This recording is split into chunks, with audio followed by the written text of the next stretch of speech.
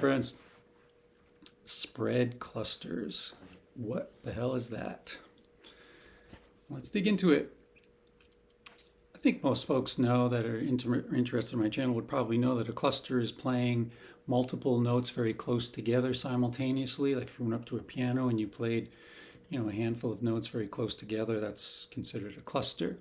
Now that concept is very difficult to do on the guitar just because of the nature of the instrument. The notes, even though they're close in frequency, are actually quite far apart in physical space. Like for example, if we want to play, let's say, use a tetrachord of a C scale.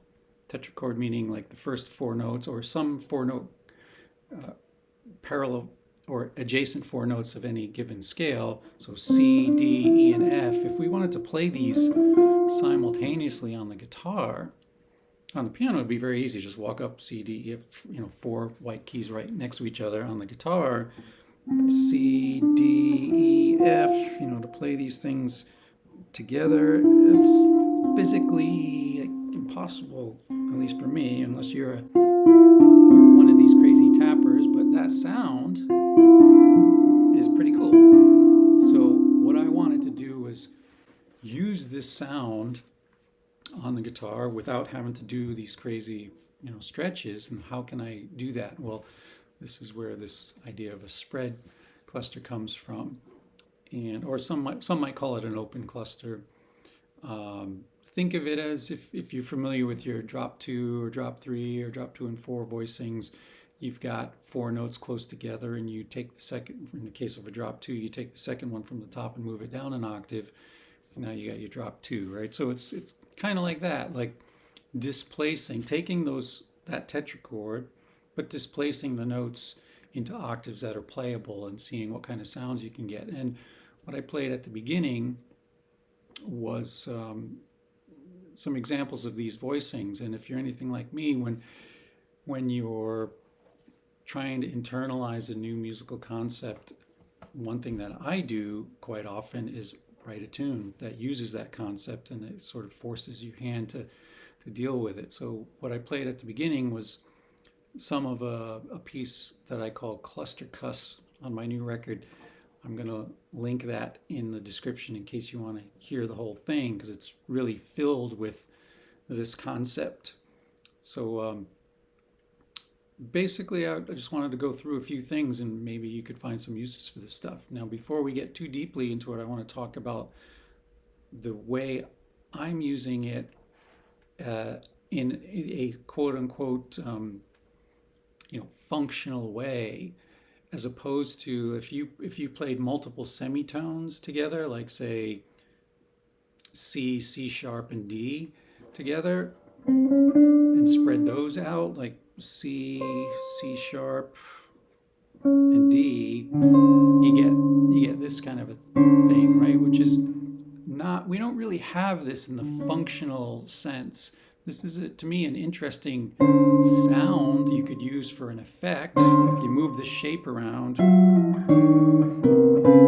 you get this pretty out sound. Or maybe if I changed it slightly by having the C sharp on the bottom, the D in the middle, and the C natural on top, we get a little bit different sound. We can move that cluster around to get these, I wouldn't play this in a standard, but it is an interesting effect. That's not really what we're talking about in the context of today's video. It's more of taking a chord scale and taking a tetrachord from that scale, the first four notes, or some adjacent four notes, and trying to put those on the fingerboard in a way that we can manage it.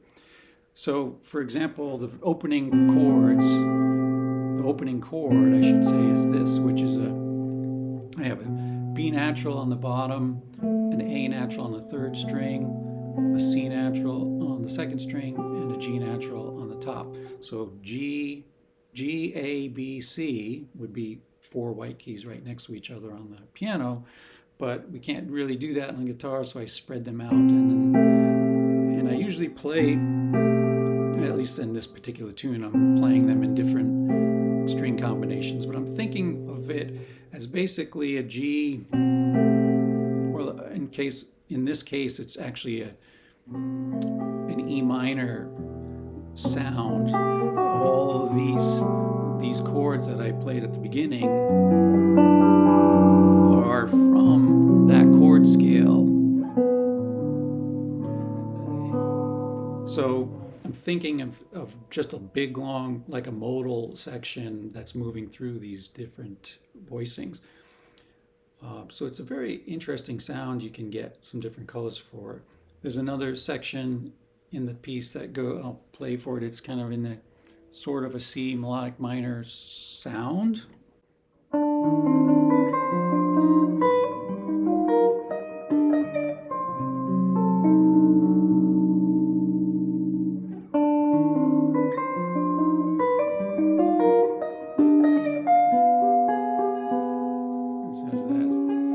So I'll take you through a little bit of an idea that you can use. So I'm thinking of C melodic minor.